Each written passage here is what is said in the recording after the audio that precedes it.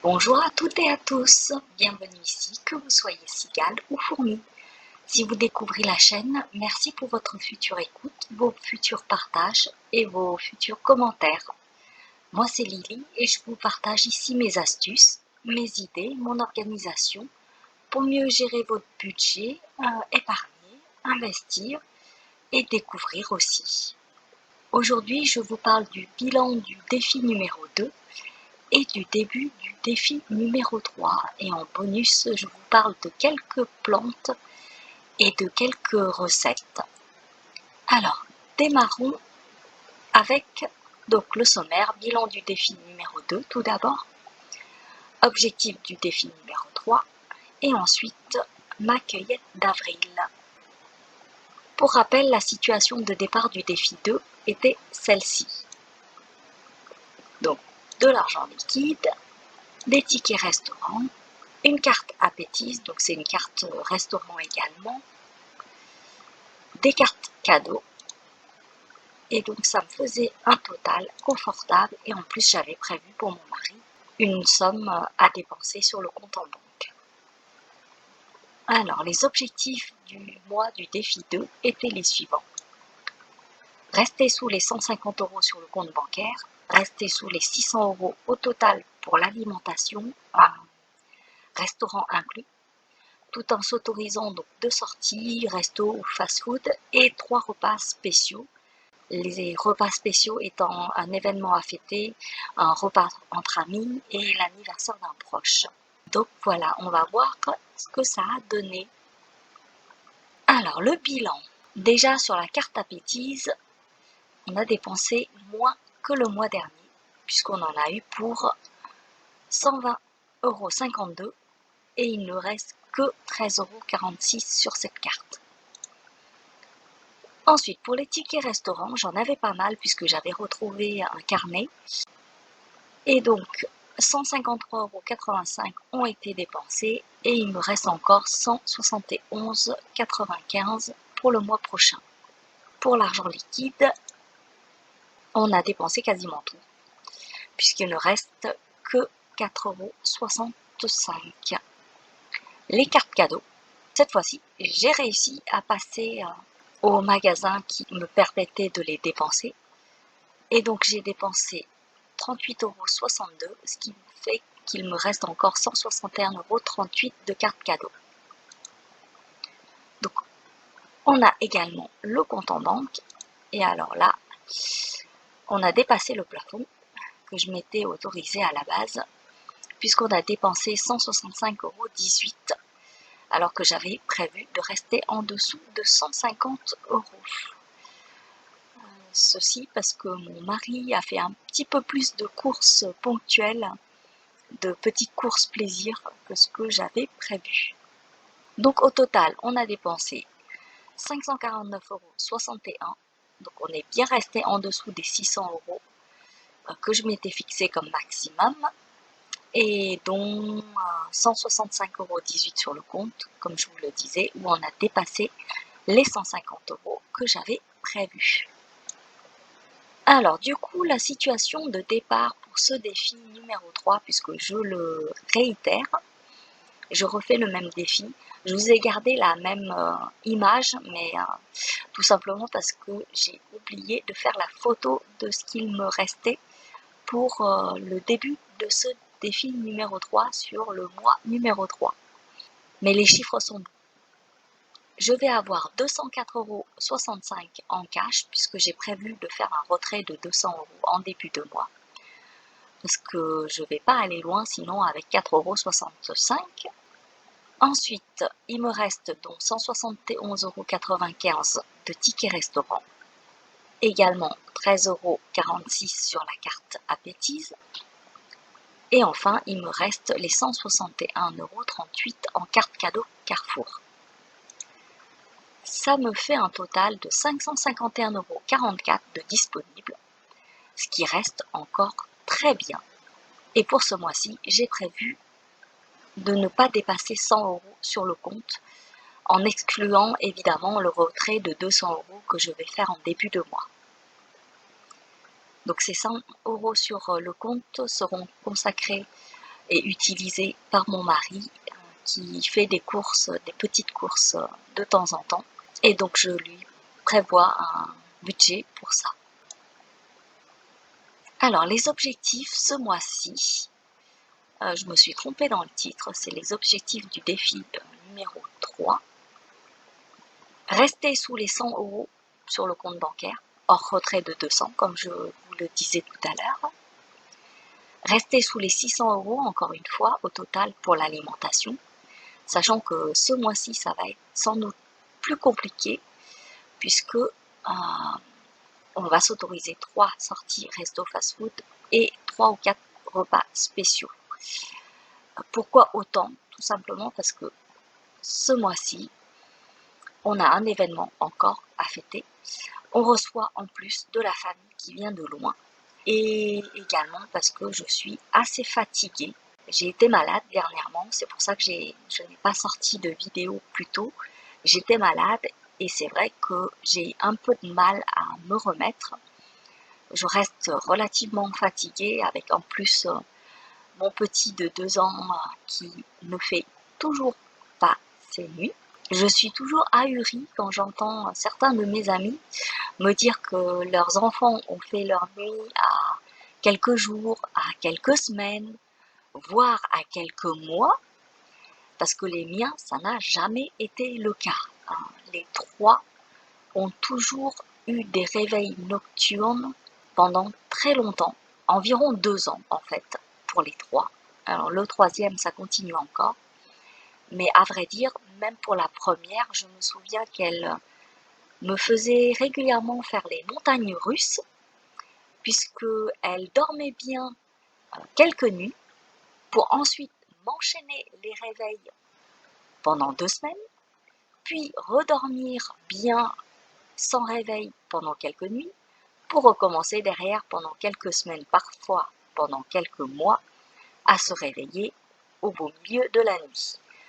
Donc je vous avoue que là, entre la reprise après la maladie et bébé qui dort toujours en se réveillant 1 à 2 fois par nuit, je fatigue beaucoup et c'est pour ça que j'ai aussi prévu autant de repas extérieurs. Et à vrai dire, mon mari cuisine aussi pas mal et ces derniers temps, lui aussi, il est tombé malade. On a été malade, un petit peu toute la famille en même temps. Et c'est vrai que lui aussi n'a pas forcément la motivation non plus de cuisiner autant qu'avant. Voilà, en espérant qu'on s'y tiendra quand même à ces 600 €, même si vraiment ça va être compliqué. Pour la cueillette à continuer sur le mois d'avril, donc je vous avais déjà présenté les plantes sur le défi du mois de mai, donc je ne vais pas m'étendre sur comment je les cueille ou ce qu'ils font, ni comment je les utilise. Je vais juste vous présenter ce que je vais continuer à cueillir ce mois-ci dans ma région. Alors, je vais cueillir de la violette. J'aime beaucoup ces petites fleurs pour leur touche de couleur. Ensuite, de l'ail des ours, bien sûr. C'est la pleine saison en ce moment, donc je vais en profiter. Je vais essayer de ramasser pas mal et de conserver une partie au congélateur et l'autre partie au réfrigérateur. Alors, d'après mon expérience, franchement, ça se conserve très très bien une fois que vous l'avez lavé et mis dans un sachet plastique. Ça se conserve très bien au réfrigérateur. Ça garde vraiment toute sa fraîcheur pendant très longtemps. Ensuite, de la prime vert. J'ai encore vu plein de fleurs là dernièrement. Tout est en fleurs. Je vais certainement ramasser également quelques feuilles avec. Je les ai goûtées, c'est pas mal du tout en salade. Et j'en ai également fait cuire dans une soupe, c'était bon également. Le pissenlit, bien sûr, même si là il va commencer à être un peu plus amer puisque les fleurs sont de sortie pour la plupart des pissenlits. Je vais continuer à en consommer certainement au moins 1 ou 2 fois. Ensuite les pâquerettes. Les fleurs et les petites feuilles, je vais certainement en cueillir encore pour les salades sauvages. Et la mâche sauvage également. Les cueillettes que je vais continuer pour avril ou pas, hein. Il y a la renouée du Japon. On a goûté, mon mari a adoré, mes filles ont détesté, et moi, ma foi, ça passe. Je peux pas dire que j'adore ça, mais franchement, c'est pas mauvais. En soupe, c'est plutôt bon. Certains plants ont un goût un peu terreux, et c'est vrai que ça, c'est pas très agréable. Alors, le mouron des oiseaux, je vais continuer à en cueillir un petit peu et à en faire certainement revenir à la poêle. Comme je vous le disais sur la précédente vidéo, attention à cette plante tant qu'elle n'est pas en fleurs, parce qu'elle est vraiment difficile à différencier du mouron des champs qui lui a des fleurs rouges et qui est toxique. Ça, c'est de la fissière. Et la fissière, chez moi, elle est en fleurs. Donc là, pour moi, c'est trop tard pour la consommer. Je vais arrêter de la cueillir. Par contre, je vais continuer pour l'ail des vignes. Parce que chez moi, ça se consomme très très vite. Et que du coup, j'aimerais bien en faire encore une réserve pour le congélateur. Ensuite, les cueillettes que je vais débuter en avril. Alors ça, c'est de l'alière. C'est une plante qui pousse partout en France, en dehors de la région méditerranéenne. On en trouve assez facilement en lisière de bois, de haies ou au bord des cours d'eau. Elle pousse dans des sols qui sont riches en nitrates et on en trouve donc facilement à proximité des habitations. L'alière, c'est une plante qui fleurit abondamment au printemps. La floraison laisse place à des fruits ensuite qui contiennent des petites graines. C'est une plante qui est bisannuelle, c'est-à-dire que la première année, elle ne forme qu'une rosette de feuilles, et la deuxième année, elle monte en fleurs. Et puis la troisième année, le plant redémarre à nouveau à partir des bourgeons souterrains, et ça peut vivre comme ça de nombreuses années. Son feuillage peut évoquer un petit peu celui des orties de loin, mais c'est uniquement de loin, parce que outre le fait qu'elle ne pique absolument pas, elle s'en distingue assez nettement en dégageant une savoureuse odeur aillée. L'odeur présente aussi au niveau des petites fleurs blanches et qui explique donc son nom, alière, comme ail. On l'appelle aussi herbe à l'ail. Les graines contiennent la même huile que les graines de moutarde noire, mais en fait ça se récolte beaucoup plus tard en automne, donc pour ça on a le temps. La racine, elle peut être broyée aussi pour confectionner une sauce piquante, un peu du même genre que le réfort ou le fameux wasabi. Mais jusque-là, j'ai pas encore testé ce type de recette. C'est une plante qui est riche en vitamine C. Elle est aussi intéressante pour son action expectorante en infusion, pour lutter contre les bronchites. Mais c'est une plante qui est surtout réputée pour ses propriétés antiseptiques et détersives. Elle assainit les plaies, les ulcères, accélère la cicatrisation. Son suc frais est appliqué en pansement. Je l'ai testé pour le moment en soupe et c'était très bon, je trouve. Vraiment savoureux. J'essaierai de la tester également à la poêle avec un petit peu d'huile, également en salade, à voir ce que ça peut donner. On pourrait peut-être également en mettre dans une quiche ou une omelette. Je testerai ça, je vous donnerai mon avis après. Ensuite, le plantain. Le plantain, il peut se présenter comme ceci ou comme cela. Donc le plantain, vous le trouverez essentiellement de trois sortes. Là, vous avez le plantain lancéolé, que vous voyez sur la première photo que je vous ai montrée. Et la deuxième photo, c'est du plantain grand ou du plantain majeur. Il y a également le plantain moyen, qui est plus petit, qui est exactement comme le plantain majeur en fait, mais il est plus petit tout simplement. Les feuilles sont plus petites, le plant est plus petit. Voilà. Les graines sont réputées pour être légèrement laxatives. On a mangé les jeunes feuilles crues, ajoutées aux salades. J'en ai également mis dans une soupe, après cuisson de la soupe, pour garder vraiment au maximum les propriétés et les vitamines. Alors elle est plus coriace en vieillissant, donc elles sont à ce moment-là meilleures cuites, les feuilles.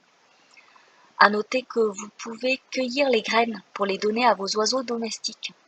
Ils les apprécient pas mal. Par voie interne, on dit que le plantain est un excellent purificateur du sang, des poumons et de l'estomac. Il soignerait apparemment un tas de choses. Les graines ont été employées avec succès dans des problèmes d'hémorragie utérine et celle du poumon, d'après ce que j'ai pu lire. Elles sont utilisées en Asie pour leurs propriétés diurétiques pour éliminer les déchets de l'organisme. En usage externe, alors là, c'est une plante franchement fabuleuse. On s'en sert contre les conjonctivites, l'inflammation des paupières, les plaies, les coupures, les pertes blanches, les piqûres d'insectes et les piqûres d'orties.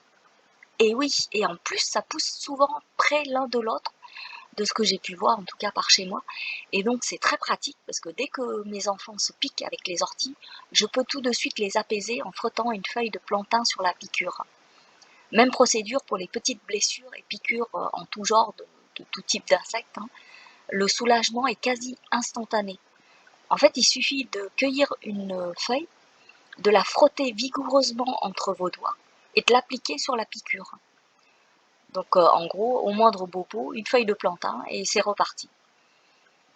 On peut également préparer une infusion ou un macérat. Alors l'infusion ou le macérat conviennent également pour les usages externes, en gargarisme, en bain de bouche, en lavage oculaire, en compresse, pour les irritations vaginales par exemple. Donc ça, c'est selon les indications. Moi, je l'utilise également pour mon mari. Encore une fois, pour ses allergies asthmatiformes, parce que c'est aussi une plante antihistaminique. C'est vraiment une chouette plante, donc si vous en avez au jardin, ne l'arrachez pas, ça serait vraiment dommage. Alors ensuite, une autre plante que je compte cueillir, le lierre terrestre. C'est très courant dans les sous-bois humides, mais on peut aussi en retrouver au jardin. C'est une plante vivace qui est utile pour soigner les bronches et la peau.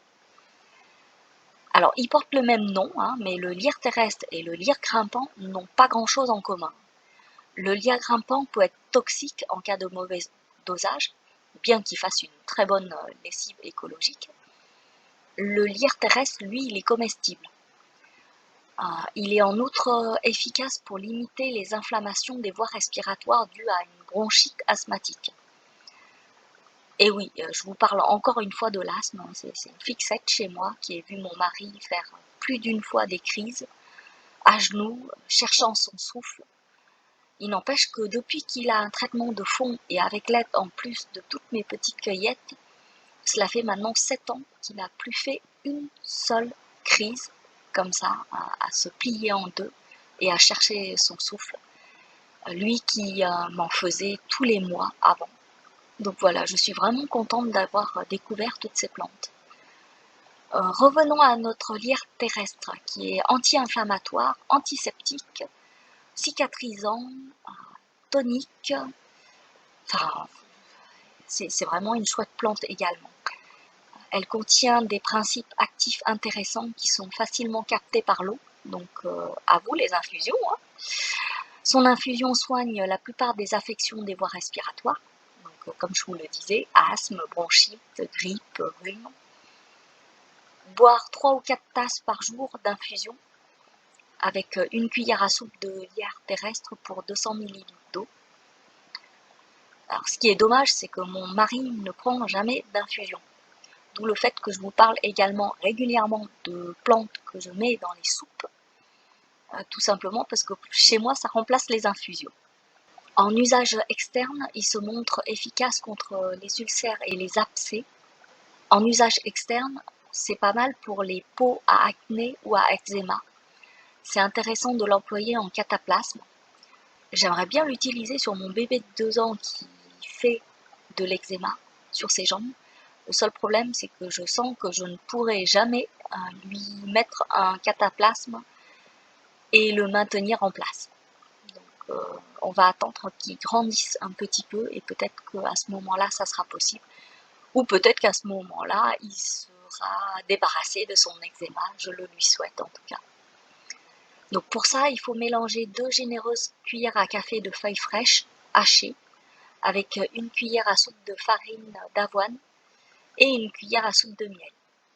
Le sirop contre les rhumes et les bronchites, il s'utilise avec du lierre terrestre frais, donc 200 g, ou alors 20 g sec, avec 500 ml d'eau et environ 500 g de sucre non raffiné ou de miel à rajouter après l'infusion. Par contre, tout ça, je ne l'ai pas mis en vidéo, je vous le mettrai dans la description de la vidéo, les recettes avec les quantités. Alors, plante suivante. Ça ressemble étrangement à de l'ortie, et ça s'appelle de l'ortie blanche ou du lamier blanc. C'est une plante qui est originaire de l'ensemble de l'Europe et de l'Asie occidentale. Elle croît dans des habitats assez variés, allant de la prairie aux régions boisées, et généralement plutôt sur des sols humides. Alors, malgré son nom d'ortie blanche ou ortie morte, ce n'est pas une ortie. D'ailleurs, elle ne pique pas. Les fleurs blanches et la tige à section carrée permettent de la distinguer sans équivoque. Les jeunes feuilles, les pousses feuilletées et les têtes fleuries sont comestibles en salade ou cuisinées comme des légumes. Les fleurs sont généralement également comestibles. Si vous avez des cochons d'Inde, sachez que vous pouvez aussi en ramasser pour eux. Ils aiment beaucoup cette plante. Les feuilles et les sommités fleuries sont utilisées comme astringents, hémostatiques et expectorants. On peut utiliser la plante dans un shampoing fait maison pour la régulation du sébum du cuir chevelu. Autre utilisation, les infusions de feuilles peuvent servir d'anti-infectieux pour la muqueuse vaginale. Je vais la cueillir pour la première fois cette année. J'en ai déjà vu, mais je n'avais pas osé la goûter jusque-là. Je vous dirai ce que j'en pense prochainement. Donc une autre plante, c'est le laiteron. Le nom de laiteron est proche de celui de laitue. Ça fait référence en fait au latex, vous savez, ce petit lait poisseux blanc que produit la plante lorsqu'on casse la tige. Il paraît qu'on peut manger sa racine cuite si elle est assez tendre. Je n'ai jamais goûté, donc je ne peux pas vous donner d'avis. Les feuilles peuvent être consommées crues, donc jeunes feuilles en salade, ou cuites, feuilles plus âgées en légumes, en soupe ou étuvées à la crème.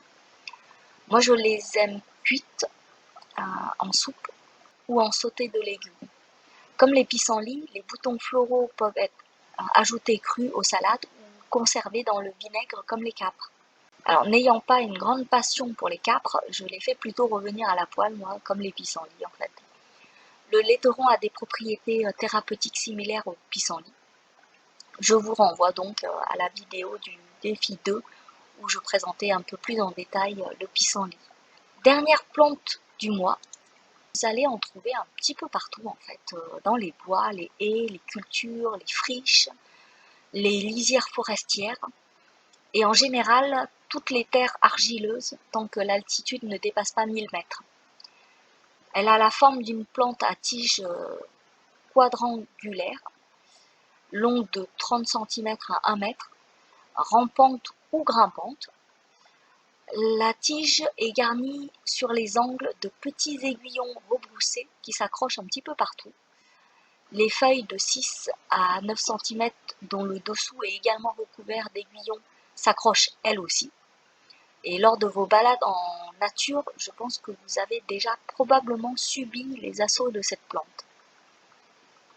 Alors, le gaillet gratteron donne des fleurs blanchâtres pendant plusieurs mois, de mai à octobre, puis de gros fruits bruns et globuleux mesurant entre 4 et 7 mm, accrochés par deux et hérissés de poils crochus. Alors, la plante est aussi souvent nommée caillée, car certaines variétés auraient effectivement la vertu de cailler le lait.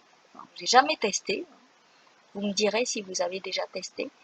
La plante est très commune dans toute la France, sauf en région méditerranéenne. Elle se récolte très jeune. Donc on récolte la plante, on peut récolter la plante entière à l'exception des racines. Et ça se fait en général entre mai et juin, mais cette année j'en trouve déjà. Et le mieux c'est de la cueillir avant la floraison. Après, je vous avoue, le haut de la plante est tendre, mais le bas de la plante peut être un peu fibreuse, un peu grattante. Donc moi personnellement, je ne cueille que le haut de ces plantes, la partie vraiment tendre. Alors c'est une plante qui a de multiples vertus, je ne vais pas vous les détailler ici, et je vous avoue, je ne l'utilise pas pour ses propriétés thérapeutiques à ce niveau-là. Elle est riche en manganèse, c'est quelque chose qui entre en jeu dans la lutte contre les radicaux libres et participe à la bonne utilisation des lipides et des glucides dans l'organisme. Donc c'est plus pour cette partie-là finalement que je l'utilise. Après, les principaux composants de cette plante sont les iridoïdes et les alcaloïdes. Les iridoïdes sont en gros des anti-inflammatoires, des sédatifs nerveux, des hématoprotecteurs, des vasoconstricteurs, des antiviraux et des antimicrobiens. Permettraient également de lutter contre les cancers et seraient cicatrisants. Les alcaloïdes, quant à eux, sont des molécules qui sont connues pour être potentiellement toxiques. Certains sont utilisés dans la médecine comme analgésiques ou sédatifs. La caféine et la théine sont des exemples d'alcaloïdes non toxiques, en l'occurrence, et ceux présents dans cette plante ne sont pas toxiques puisque la plante est comestible. Mais du coup, je vous avoue que je n'en abuserai quand même pas. Elle est connue également pour stimuler l'appétit, stimuler également l'élimination des déchets de l'organisme et serait bonne pour la digestion. Comme je le disais tout à l'heure, c'est une plante qui a des propriétés calmantes, donc c'est intéressant de la manger par exemple le soir pour bien dormir. En résumé, c'est aussi une très chouette plante, tout comme le plantain. Voilà pour la présentation des cueillettes d'avril. Merci à celles et ceux qui se sont abonnés. Ça me fait vraiment plaisir de voir votre soutien. Un grand merci également de m'avoir écouté. Je vous invite à prendre le temps de me mettre un j'aime, de vous abonner et de cliquer sur la petite fée clochette pour être averti de la sortie de mes prochaines vidéos. Rendez-vous sur ma chaîne pour voir toutes les vidéos qui sont déjà sorties. Elles pourraient également vous intéresser. Prenez soin de vous, prenez soin de vos proches, de vos finances, de votre santé et à très vite.